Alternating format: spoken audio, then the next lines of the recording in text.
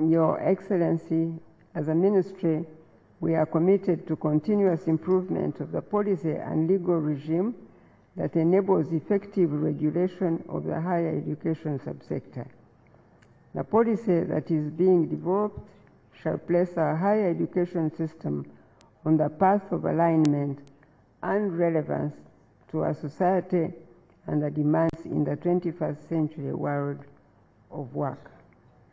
I want to thank you for listening to me, and God bless you. I now invite our President to address this audience. Thank you.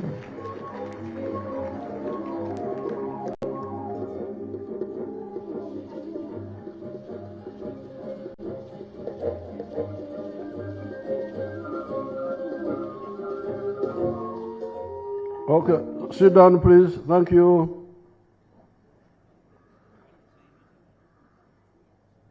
The Honorable Minister of Education and Sports, the other ministers, the chairperson of the council, executive director, members of the council, and the other distinguished invited persons who are here today. First of all, I congratulate the council on their 20th anniversary. Thank you, congratulations. And I want to thank the ministers and the managers, the leaders of the council, who have shepherded it all this time. We salute them.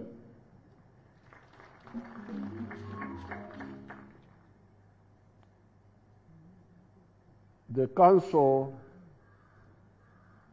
for Higher Education, which will be building on what the lower education has imparted in the young people, in my view, should be clear about its historical role.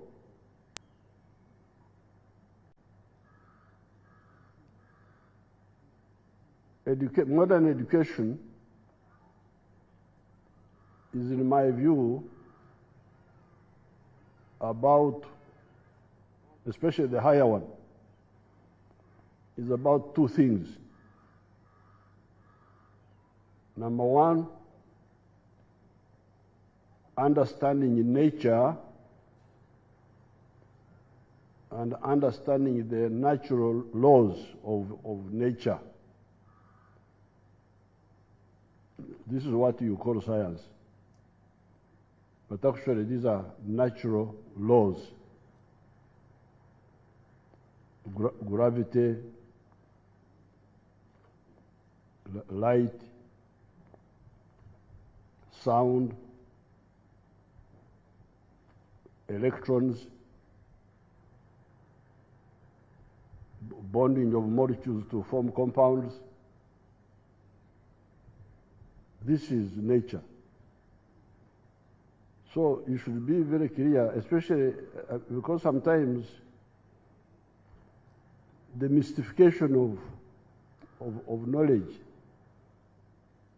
can confuse oneself, but also even people who are learning from you. But if you are clear, like on the side of science, that really we are basically talking about understanding nature and its natural laws and how they can help man in solving one or the other problem, or even creating problems for society. Because some people use natural laws to create problems for society. The societies which understood gunpowder before we did created a lot of problems for us.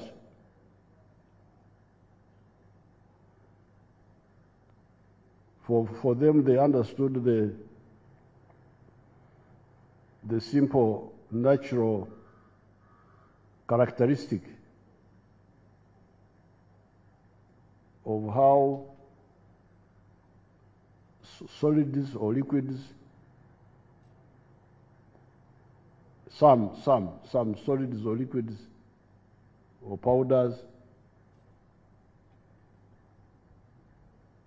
in a confined space, when they are converted to gas, they create pressure which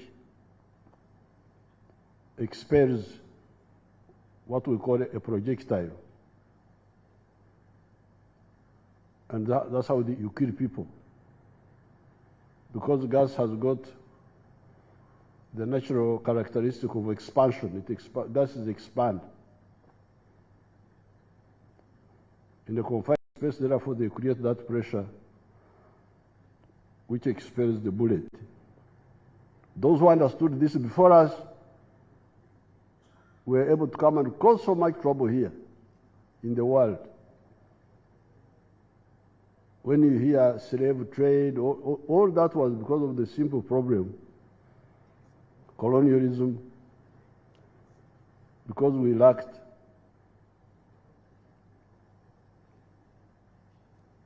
the ability to understand that science quickly. Nuclear energy, the same problem. So therefore, you, the managers of education in general, and especially the higher ones, the higher management, which is your job, should be clear about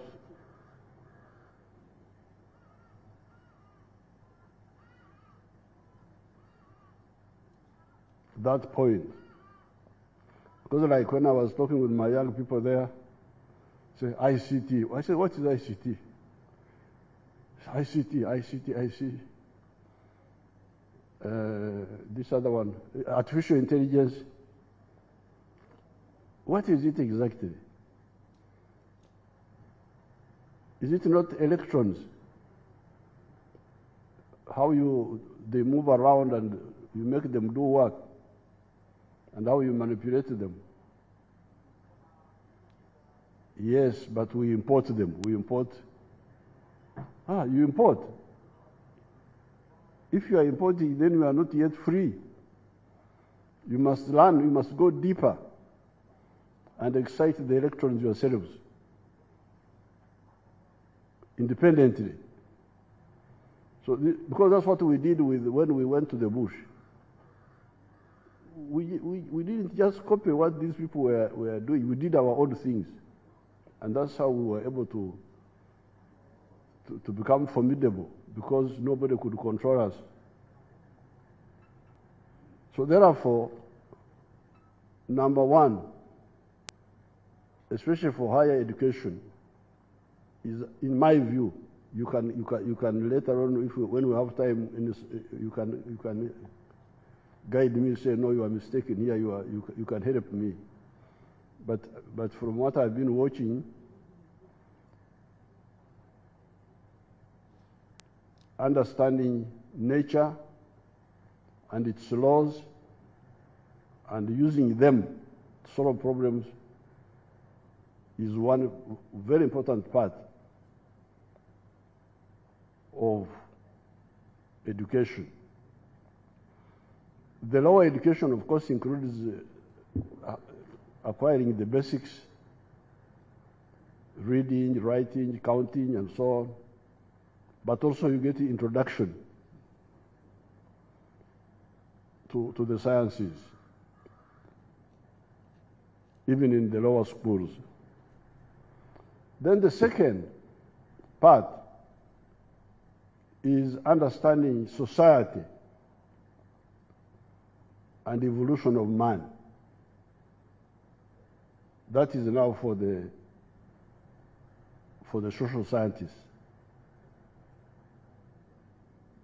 How this man has been evolving in society as a hunter-gatherer,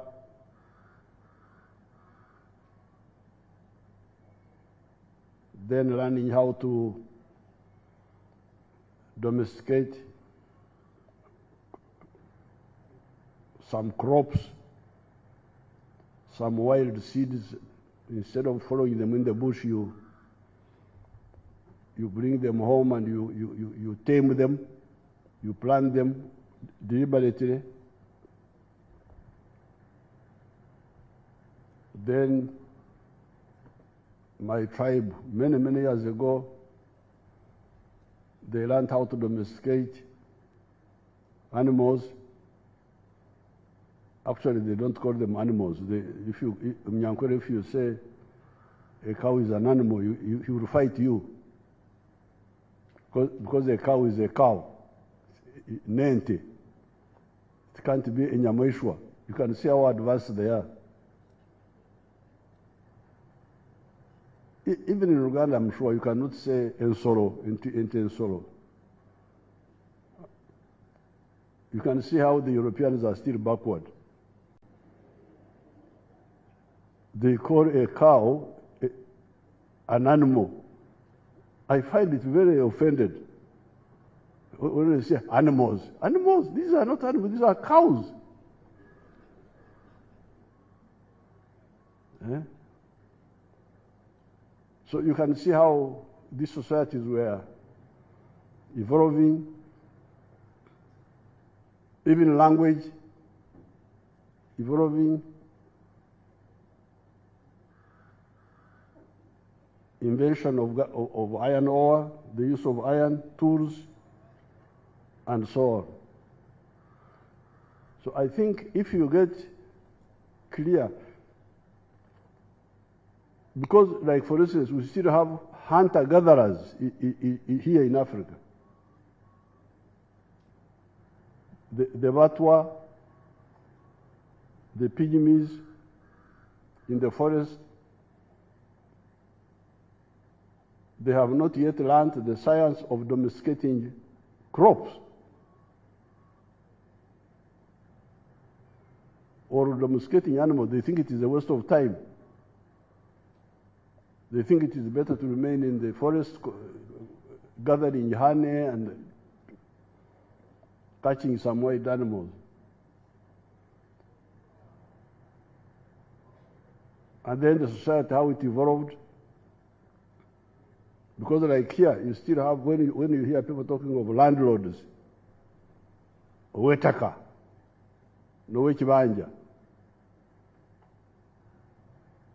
you are still talking of a feudal arrangement.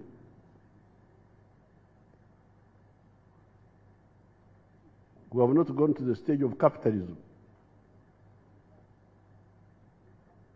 Still 600 years behind. So therefore, my suggestion is that when we are managing education, we should not mystify it. Go to the basics and make sure that our students really understand the basics.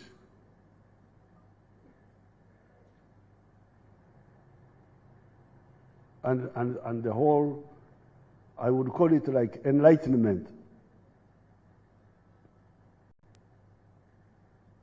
Because part of the problem of Africa was remaining in superstition when other parts of the world had moved a bit in the area of natural science. They had understood natural science better than us when we were still in the issue of in the area of superstition.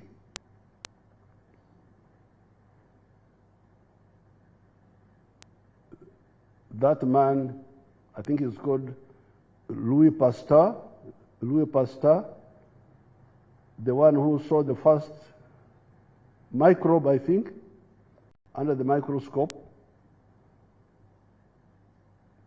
When did he do that? Can somebody help me? One of the scientists, come and help me, please. On the microphone there.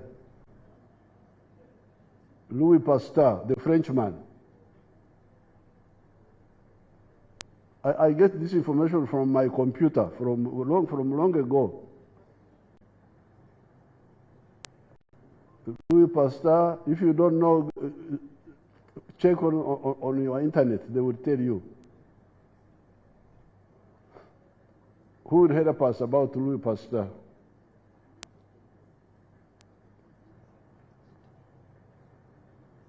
We don't have doctors here.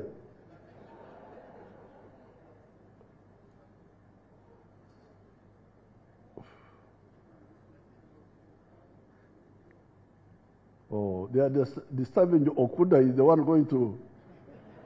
What are all these young boys doing? Young girls. There's a young girl there. Okuda, you sit down. Let them not disturb you. Let the young children do it. There's a girl who stood there. Run. This one here. Sit, Professor Okuda. Let these children do it. You sit down.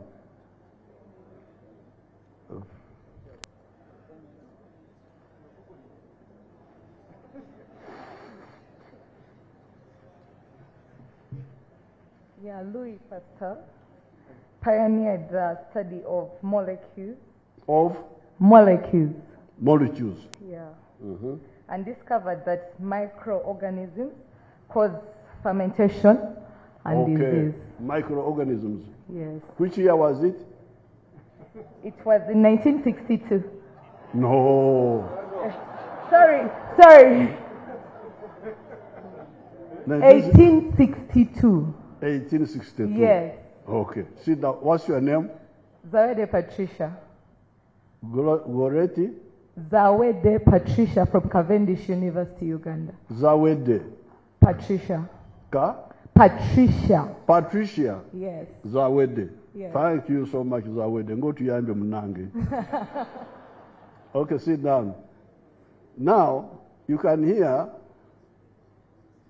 Louis Pasteur, 1862. This is more than 150 years now.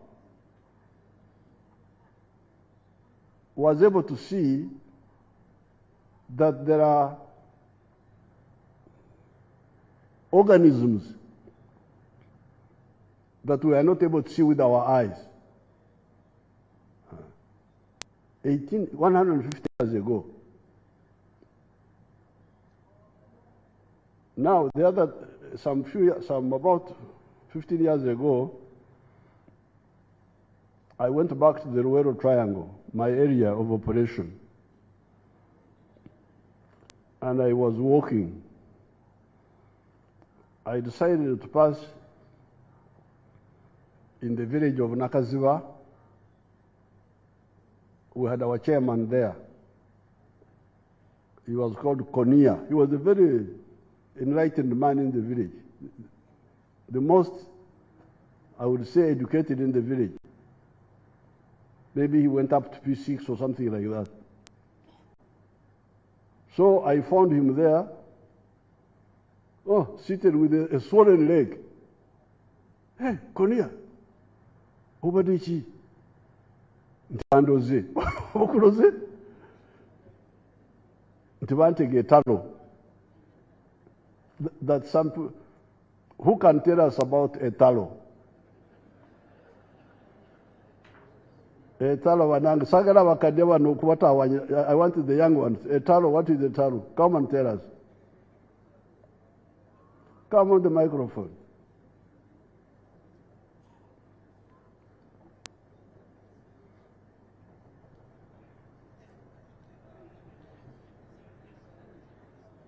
Your Excellency, I'm Mike Katongole, a master's student of bioinformatics. Katongole, student of? Makerere, I'm doing masters in bioinformatics. Masters in what? Bioinformatics. Bioinformatics. Informatics? Yes. Okay. My auntie died of a tallow, I was told. Your father died? My auntie. Your auntie? In 1999. 1999, yes.